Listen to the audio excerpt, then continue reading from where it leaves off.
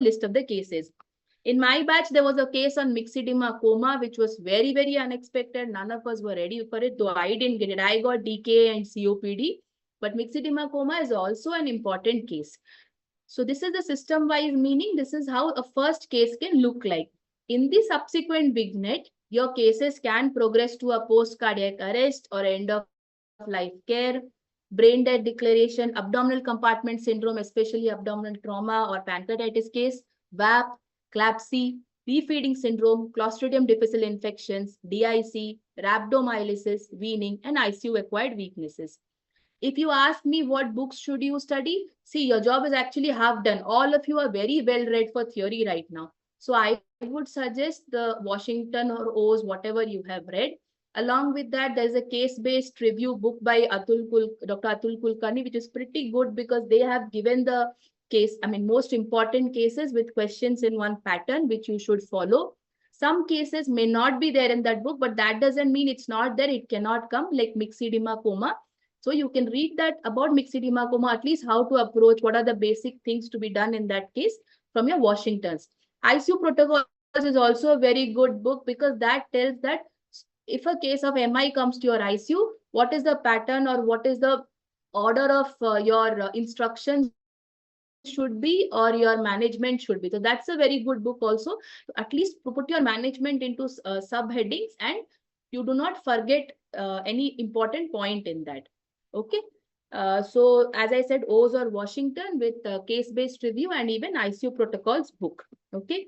Now coming to your table vivas, there are actually 6 of them. The first table will be usually your ACLS, BLS, second airway, drugs. Drugs can be unlimited, right? Every system has some drugs. So it can be anything from your nebulizations to your even neuro drugs like mannitol, 3% saline or hypertonic saline or Levera, or it can go to your ACLS drugs, sedation, muscle relaxant. So there'll be usually a tray where they're just going to catch one drug and ask you about the specifications of that drug. Nobody expects you to know very high-fi funda. At least you should know how the drug is reconstituted in the ICU, what doses you use it in, what is the use of that drug in ICU. So there are very specific questions. They'll have 2 or 3 questions about the drugs they pick up. Answer specific to the point and don't deviate, okay? Similarly, for airway, like you can have endotracheal tubes, they can put LMAs for you, they can put tracheostomy set, they can put the cric set, and all these things with sometimes even Bain's, means as simple as a Bain circuit oxygen delivery devices can also be asked. You have instruments, you have ECG, ABG, and imaging. Imaging, they never go to MRI. Usually it is X-rays of chest, abdomen, and cervical spine, USG, abdomen and chest, and CT brain, chest, and abdomen. Very classical picture. Nobody is going to ask you interstitial lung diseases in CT chest. But at least as an intensivist, you should know what a pneumothorax looks like, what a consolidation, what a collapse looks like. The immediate emergencies which we should know and manage in case your pulmonologist is not available. And then table 6, obviously hemodynamic monitoring. So hemodynamic monitoring as like PA CAT, CVP waveforms. IABP is very rare, but depends on your center. Arterial line, CVP, PA CAT, you should not get it wrong. In case you are not able to answer IABP, it is still acceptable. So these are the different table vivas. So we have planned for the table vivas list. If you can see, there are 2 slides just to mention what all table vivas possibilities you can get. So all the topics list which you are seeing are all the videos which we are going to make and pre-record them and hand it over to you simultaneously as days pass one by one. We have already finished our oxygen delivery devices today. So this is how. So we are targeting at least by April 10th, we hand over all these table viva videos to you. And apart from that, you have your grand mocks, as I mentioned, 2 grand mocks. So success needs preparation. Without preparation, nothing is possible. At least I feel you guys are lucky you have certain courses or something to guide you. We just did study groups and, made all these lists and studied on our own.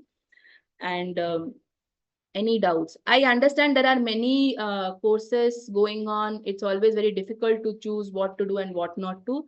All I can say is what I told our candidates during our theory also, that us faculties, the only thing is all of us have recently appeared exams in the last 4 to 5 years. Some of us are just IDCCM, then EDIC. Some of us are IDCCM, IFCCM, some are post DRNB consultants. The only common goal is we wanted to help out people during their IDCCM practical preparation and guide them through the problems we faced, right? And we were lucky that we had teachers to guide us, but it may not be possible for everyone. So we thought, why not help in that way? And the course fees and details will be sent to you. We have kept very nominal amount. Trust me, it is the cheapest as what I have come across through at least. So any doubts you guys want to ask? And then because Tapas sir and Sanand sir will start the debriefing part. If you have any issue, any doubts regarding the course pattern or schedule or the case list or the table viva list I've put, I can answer that. You can just ask, they switch on your audio and just ask, not an issue. You don't have to show your face also.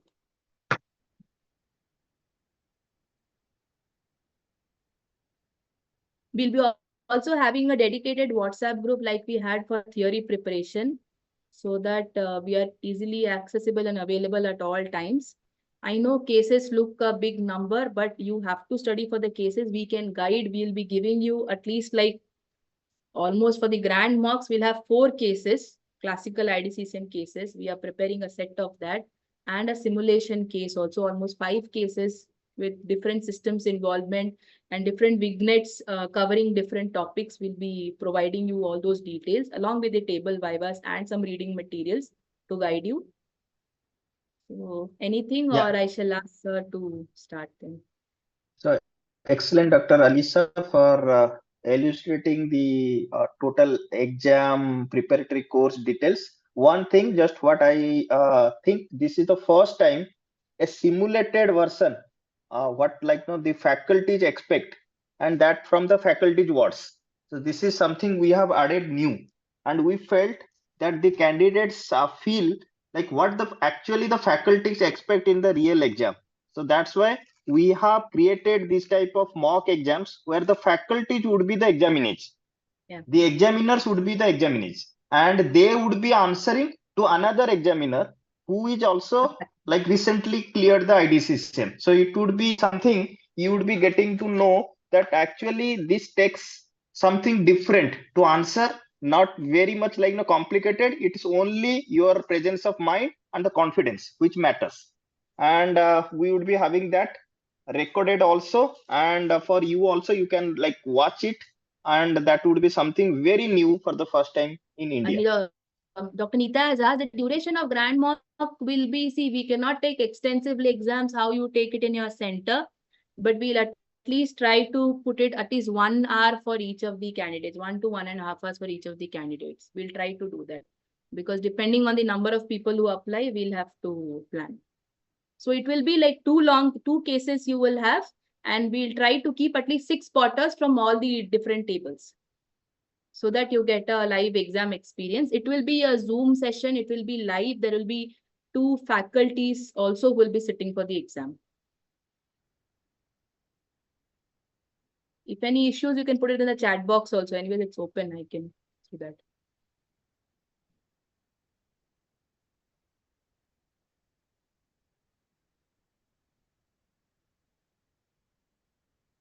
Okay, so if there is no questions or queries, anything from the faculties, Sanant or any other of our faculties who wants to share any of their views about the course, or else we can start discussing the mock test that we have actually said. I think Tapas, the structure that Alisha has demonstrated is pretty good, and it's worth practicing before the exam, because if you don't make mistakes in the practice, it's very hard to utter the correct answer in the real exam. So um, the structure of that course is pretty good, and as Alicia said, 1 hour at least for 1 or 1.5 hours for one candidate is pretty good time to clear your doubts and have a first-hand experience. Yeah, exactly. Because I believe in the most of the hospitals where the IDCCM is actually running, hardly you get time to answer it at the bedside in proper exam format. So that's what we felt as our team, all the faculties felt that we should be having something which is different, and that should be helpful for the candidates, the real exam scenario, how it happens in the Also, examination. the table vivas, they all come across through daily. I mean, all of us who are working in Yeah. ICU, but the only thing is we have to consolidate everything and give it to you. Yes. All the catheters, lines, devices, so that it's easy for you to remember and answer in the exam. So in short, 12 months of your preparation, you are getting from the faculties in 1 month. Yeah. Okay. So Dr. Alisa, if there is no question, I think I should be discussing, rather it would be interactive session. The IDCC mock practical that we said 2 hours before. This is a very, I can say, simple and very usual case that we get in our ICU practice every day. Maybe some of you have received this type of case today itself. So 35 as we all candidates have know, appeared. yeah, that's a good number. Yeah. So there are 78 or 80 people have registered, and they would be, I think, getting all this in recorded version. Many have not joined because of their clinical assignment. So we are recording this session. So we would be sharing with them also later on. So as Dr. Alisa has told, it would be clinical case as well as table vivas. So we have also shared the clinical case scenario in the same format, though it is a very simple. And just to give you an idea what we are going to have in our 1 month of the teaching. So a 57-year-old male admitted to the ER with a 3 hours history of chest pain and shortness of breath. He's a known diabetic, hypertensive on regular treatment. In your assessment in the ER, GCS is 15/15, heart rate is 145 per minute, temperature 36 degree, BP 80/30 millimeter mercury, with peripheral capillary refill time is 5 seconds. Respiratory rate is 35 per minute, and SpO2 91% on 10 liters of oxygen via face mask. You did the auscultation in the ER, and the chest is right now having bilateral crepitations. ECG and chest X-ray done, that I will be showing in the next slide. Patient immediately shifted to the ICU. So rather I would be just discussing the answers. I would give you some hints. In the exam, when the system in the laptop, or they would be giving you some papers, and in that there would be this clinical vignette written. So you would be getting maybe 2 minutes, 3 minutes, or 5 minutes time, and you have to have scan this information immediately, because the subsequent clinical vignettes you may not get time. It would be like spontaneous. They would be showing you that on their laptop, or they would be just sharing you the paper, and you would be asked the next set of questions. So this is the first clinical vignette where you will be getting at least 2-3 minutes of time. So in this, the most significant things that is right now striking is ER with 3-hour history of chest pain and SOB. Patient is a known diabetic and hypertensive with sinus tachycardia, hypotension, peripheral capillary refill time of 5 seconds, which is high, prolonged. And patient is really tachypneic with saturation of 91% with 10 liters of oxygen.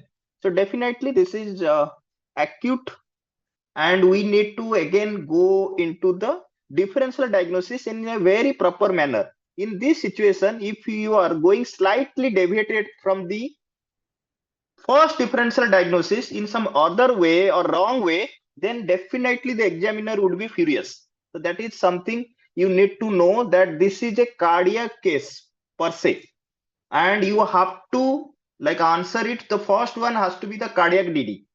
Now the ECG and chest X-ray is in front of you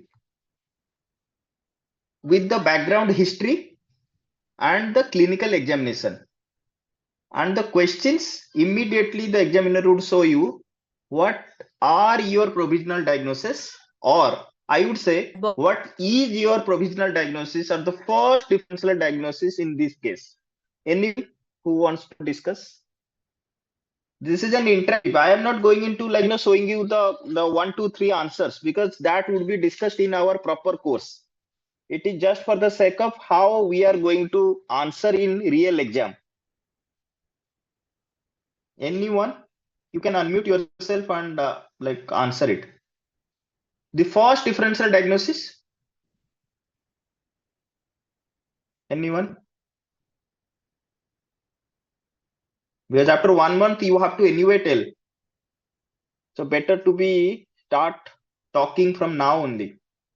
The second question is, what is the classification of MI?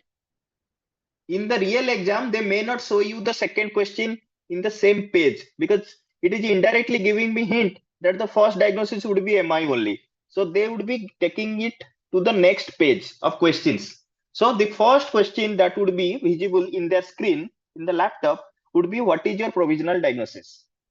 So that they would know that are you guessing it that it is a cardiac case, or you are still confused whether it is a pulmonary cause or it's something else.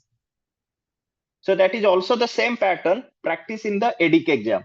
So they will not give you the clues in the same page.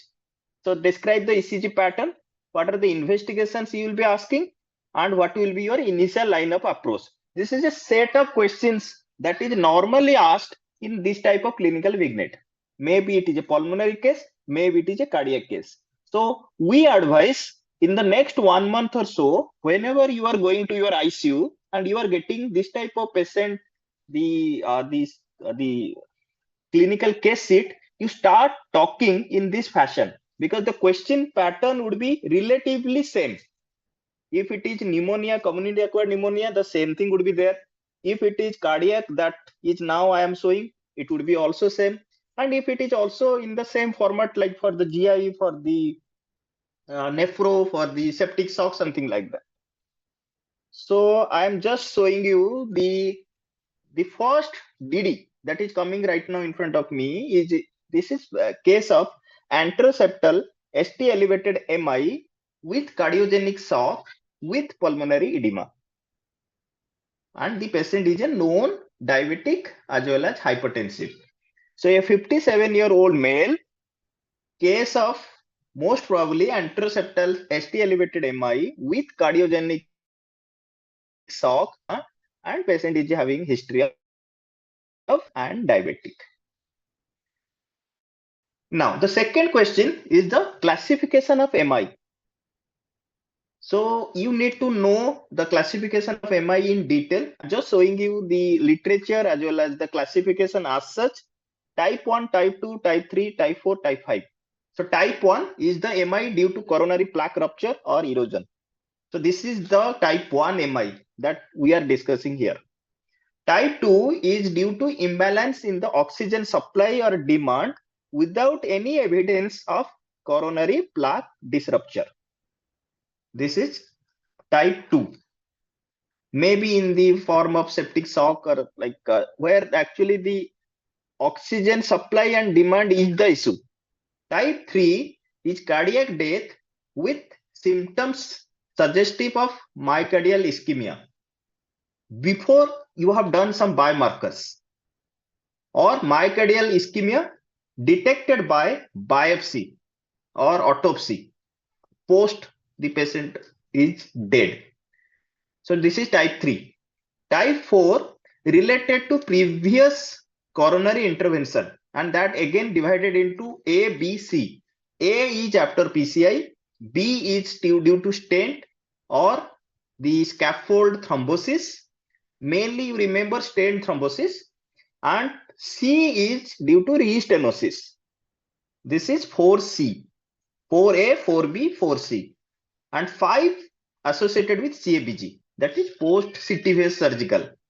Remember, 5 is surgical, 4 is medical PCI related, 3 is cardiac death, sudden cardiac death, 2 is sepsis, septic shock. Just remember clues. Type 1, what we are getting as SCS or MI, ST elevated MI. So this is the classical classification of MI. So in the examination, you have to be just in 1 minute, you have to just divide it and tell, so that you will not lose your precious time. Now, describe the ECG. So in that, you need to remember few words, very important few words that would be giving the confidence in the examiner that yes, this candidate has actually analyzed the ECG reading in his or her IDCSM training.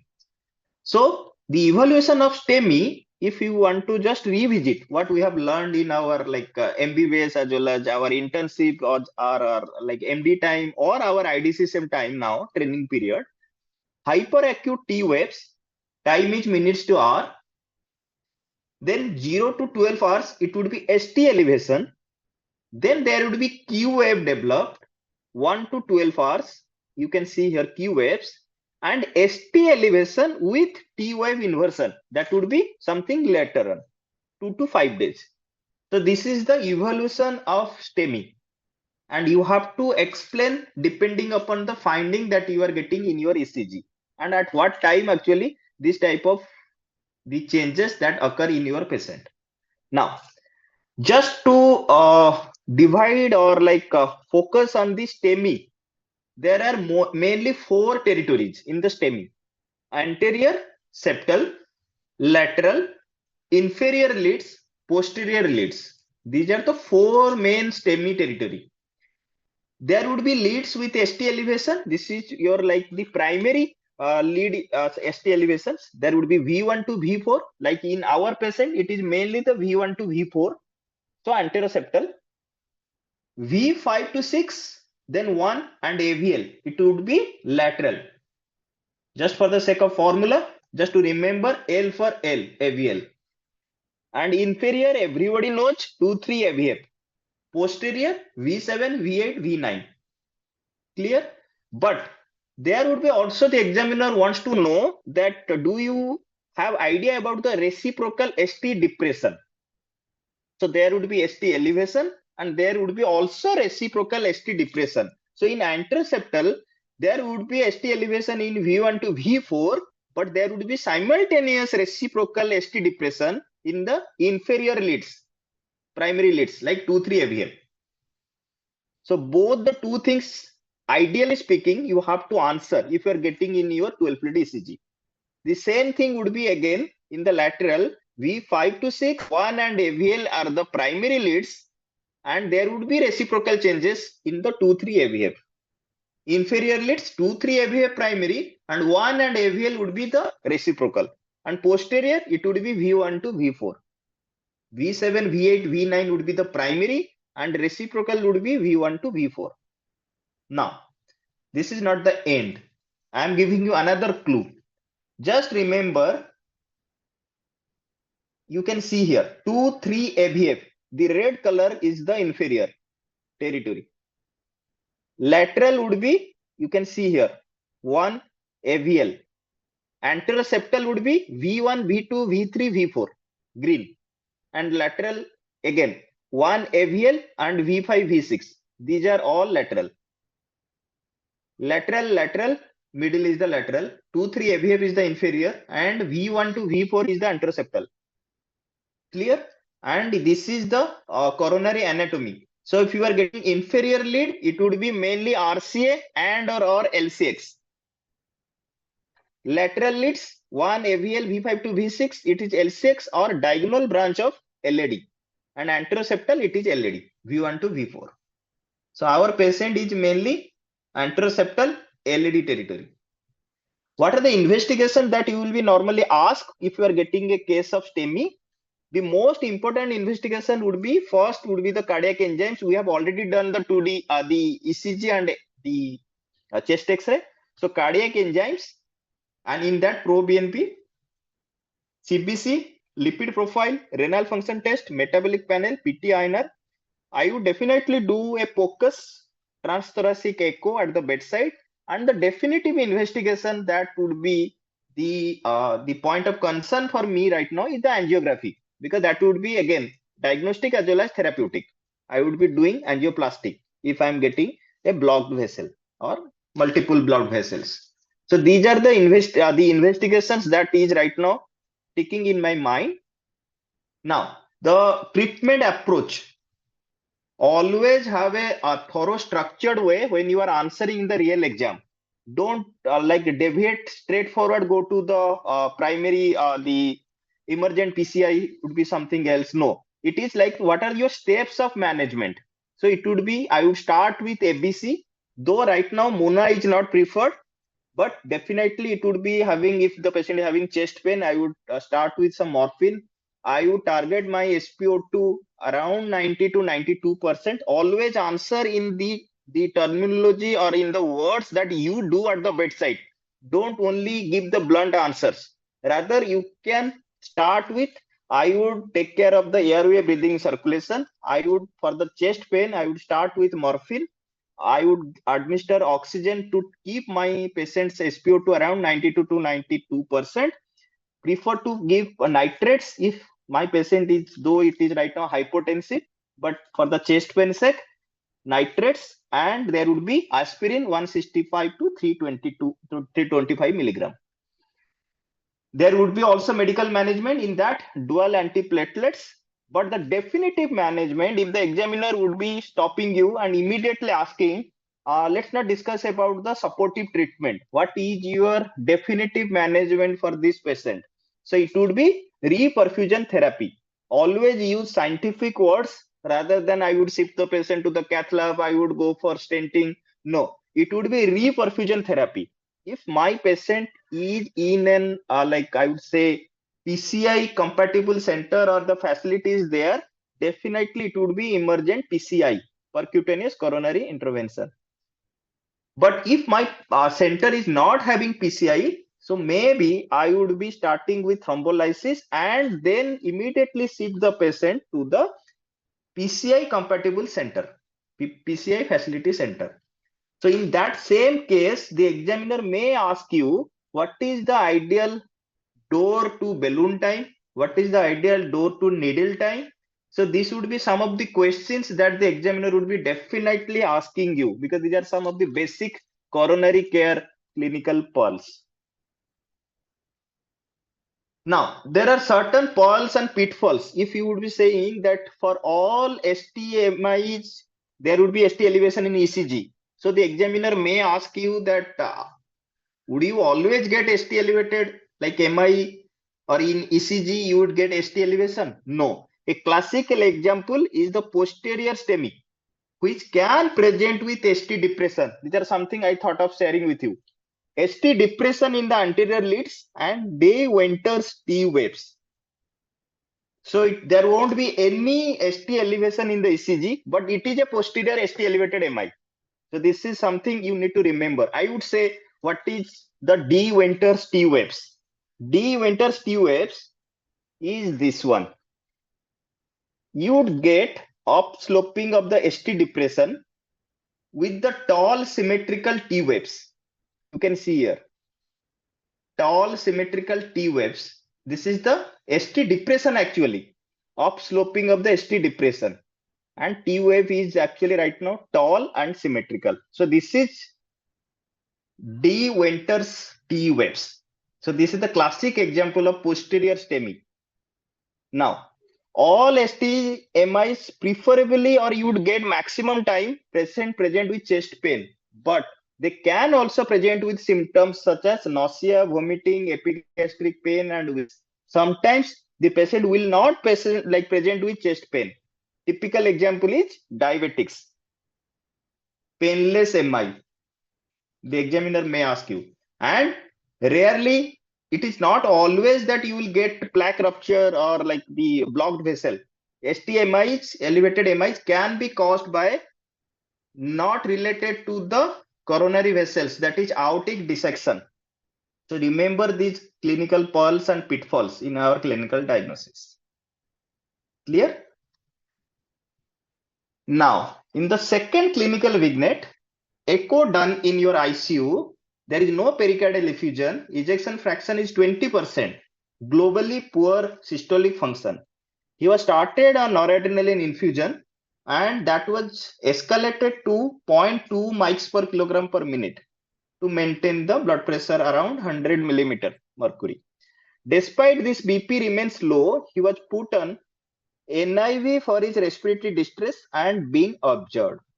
So now from the clinical vignette related to MI, they have changed their questions to another system, that is the respiratory, or they have again changed their dimension to another intervention or equipment, that is the NIV machine. So they want to know that actually you have used NIV properly in your clinical training. Now, so the questions that is right now lined up, what is the role of NIV in cardiogenic shock in this scenario? What are the contraindications of NIV? What are the complications expected? What will be your plan of management now? And how do you counsel the family? This is the typical flow of like the questions that would be expected in any of the clinical vignette. Maybe it is cardiology, maybe it is neuroneurology, maybe it is gastroenterology. That they would be showing you some like no problem, acute problem. The problem has deteriorated or worsened. That would be now going into multiple organ involvement. And then the third or fourth clinical vignette would be the plan of management of the primary problem, plan of management of the problems that has actually caused because of the primary problem, and some of the complications that has happened during your managing the case, and finally your counseling and communication part. So this is the normal flow. If you remember this flow, you can design the questions and also start framing the questions in your like next 1 month or so. So that every case, if it is pancreatitis, you know that they would be landing up in the abdominal compartment syndrome. If it is a pneumonia, they would be landing up with severe ARDS, the scoring systems for pneumonia, severe pneumonia, then antibiotics, non-resolving pneumonia, something like that. If it is nephro, maybe the patient would be started with the AKI because of the pre-renal. Now the patient would ending up in the oliguria and anuria, severe metabolic acidosis, dialysis related complications, and finally there would be some or other like the problems related to the dyselectrolytemia and how you are managing and counseling the family. So this is the way all the trainees should start preparing from now, because the theory part is something different. They don't expect all the like the milligram percentage, the trial names or the things at the practical bedside exam. Rather, they want to know that you are a safe intensivist who can manage these basic cases in your clinical practice when you will become a full-fledged consultant. So that is the expectation from the examiner. Now, for the first question, yes, NIV is indicated as first line therapy in acute cardiogenic pulmonary edema because this patient is having cardiogenic shock related to the ST elevated MI and the patient is in pulmonary edema. So definitely NIV rapidly improves the respiratory distress and reduces the need for intubation, and even it is having the class A grade 1 indication for use of NIV in acute cardiogenic pulmonary edema. In the same question, they may ask you, what are the grade A recommendation of NIV? It is not that the question is framed like just for the sake of this cardiogenic pulmonary edema. They can ask anything in between just to know that you have got the depth of knowledge. Now, the second question is the indication and the contraindication. The indication part you already have told. So the contraindication is very important. You should know where to stop. So the absolute contraindications of NIV are respiratory arrest or unstable cardiorespiratory status. So they may give you one situation that after half an hour of using NIV, the patient is becoming obtunded. The ABG is right now showing pH of 7.10 and the respiratory rate is right now 37 per minute. Patient is not in a very good shape. Would you like to continue with NIV? So this is the, I would say, absolute contraindication right now the patient is having. Now, there is also like if the patient is having difficulty or the problem with protecting the airway, that would be maybe the patient is going to aspirate. There is problem with the swallowing and the cough reflex. Definitely you have to stop using or immediately remove the NIV and go for emergency intubation. If the patient is having facial or esophageal the injuries or something like that, craniofacial trauma, burn, anatomic lesion of the upper airway, or significant secretions, which is a relative contraindication. So relative contraindication: extreme anxiety, uncooperative patient, morbid obesity, copious secretion, swallowing impairment, multiple organ failure with septic shock, with high lactate, with ABG of 7.05, patient is on dialysis. So preferably at this point of time, we need to intubate the patient, and need for continuous or nearly continuous ventilatory assistance. Now, with this, I think we have just given you a teaser or a snapshot of what are the questions and what would be the usual flow of questions. We have not made it very extensive just to take care of the time. And we have given you a sample question, clinical vignette 1 and 2.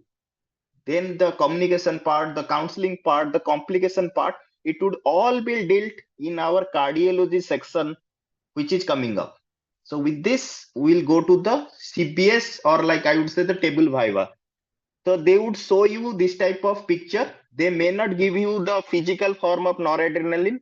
In some centers, they would be having all the compilation of the questions in their laptop, and they would like have 20 minutes, 10 minutes, 15 minutes time, and they would have like almost, I think, 20 to 25 questions related to different tables. So I have been the examiner. I know the faster you answer, the maximum number of questions you can actually the answer in your exam. So if you would be slow, and if you try to elaborate in a very much lengthy way, you are actually cutting short of the number of questions they would be asking. So I know as an examiner that I have 40 questions in my laptop in this table.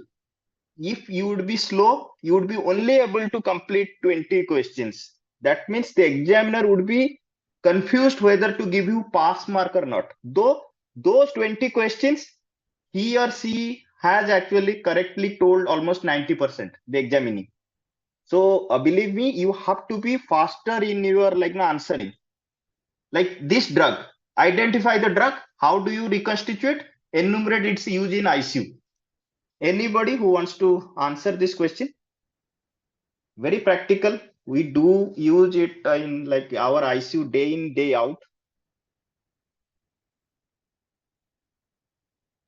Okay. So this is injection noradrenaline tartrate, 2 milligram per ml. The reconstitution and everything, I'm not going to detail, just for the sake of your understanding. If somebody has not very much clear till date also, your MD is over, your IDCC training is over, then there are two strengths. One is the base noradrenaline and one is the noradrenaline tartrate dose. So the base is half, 40 milligram per liter, and the noradrenaline tartrate would be just double. So you can start with low dose, and depending upon the response, you have to increase in the steps of 0.05 to 0.1 microgram per kilogram per minute. You have to tell in this complete sentence, according to the pressure effect observed. This line is very important.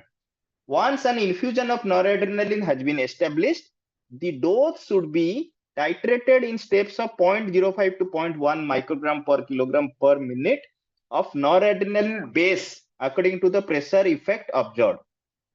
This would be something your answer to achieve adequate mean arterial blood pressure greater than, depending upon your target, whether the patient is hypertensive, you want to keep the mean arterial pressure higher than around 70-75. This is something you have to answer depending upon the question.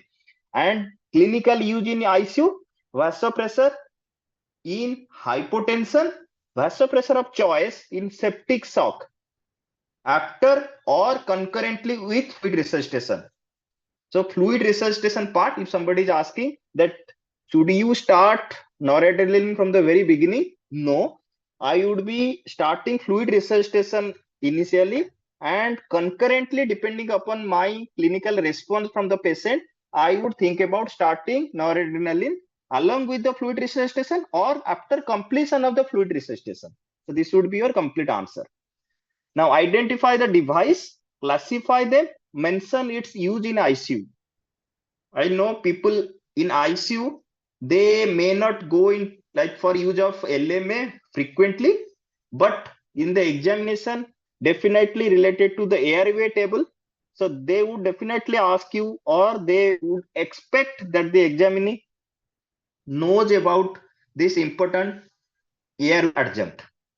So the device is supraglottic airway device, that is laryngeal mask airway, and classification of LMA is older device is of first generation, second generation, newer device first generation, second generation.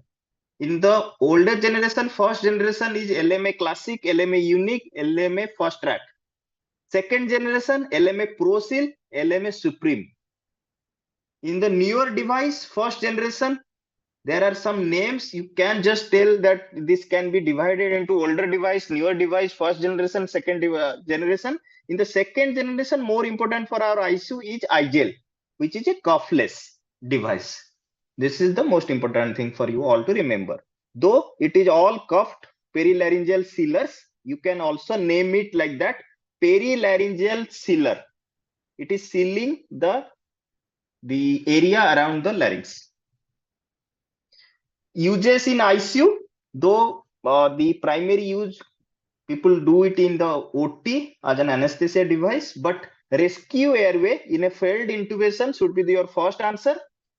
You can sometimes use this to facilitate blind insertion of bougie or endotracheal tube into the trachea using the LMA first. Sometimes you do bronchoscopy using the LMA. You can just enter the bronchoscope through the LMA to protect the airway and also start like giving assisted breathing.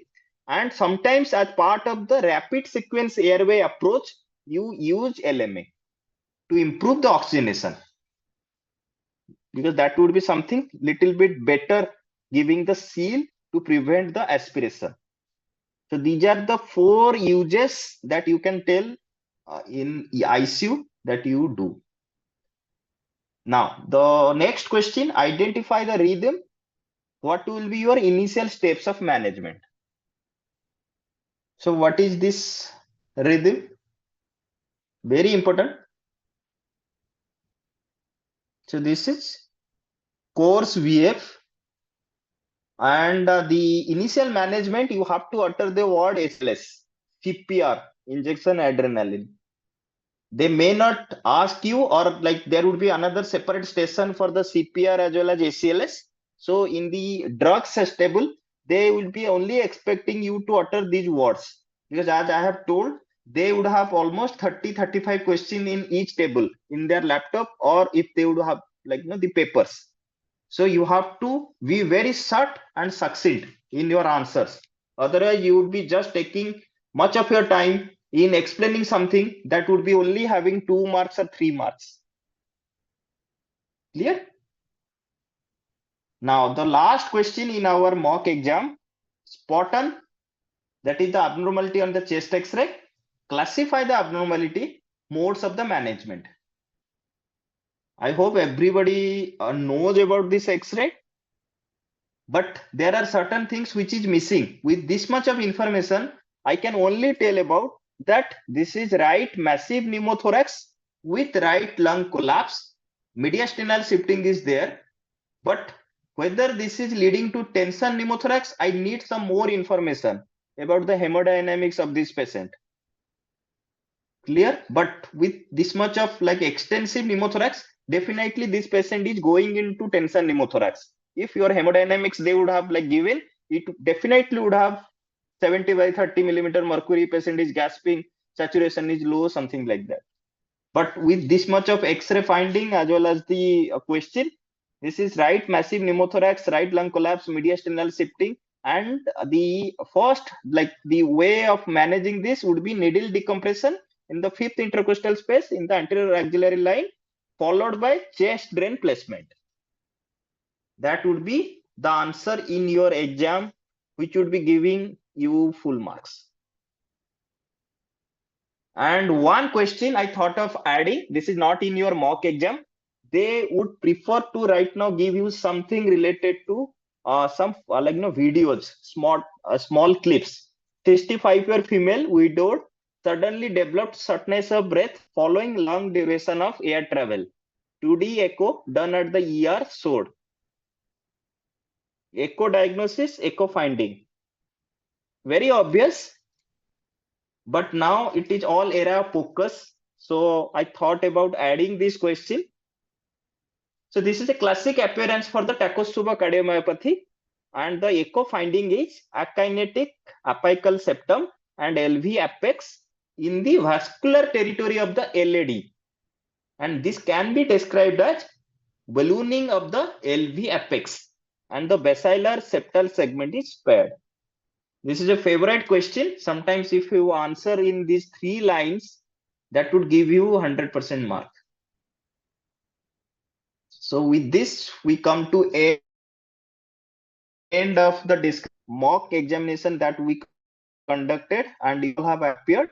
So I hope you got some idea how you would be answering in your real exam, which is scheduled next. And I believe you would all do with confidence, and you will click all the answers in the right way, how I have actually said in my short presentation. Thank you. Any of your questions, I will be happy to take.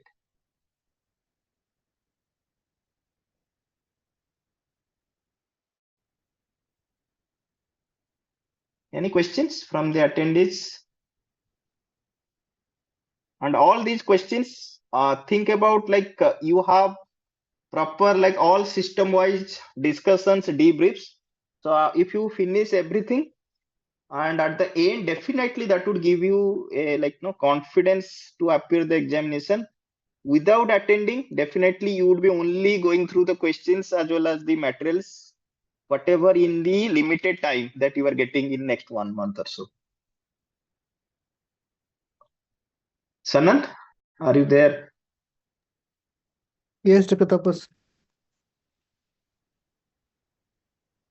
Yeah, so if there are any questions we can take up related to fees and everything, definitely in the group we would be sharing all the details, and our team would be helping you. Don't worry about that. I hope you have got the flyers for the course, and you can post any of your query related to registration also to one of our team member. They would be happy to take up all of your queries.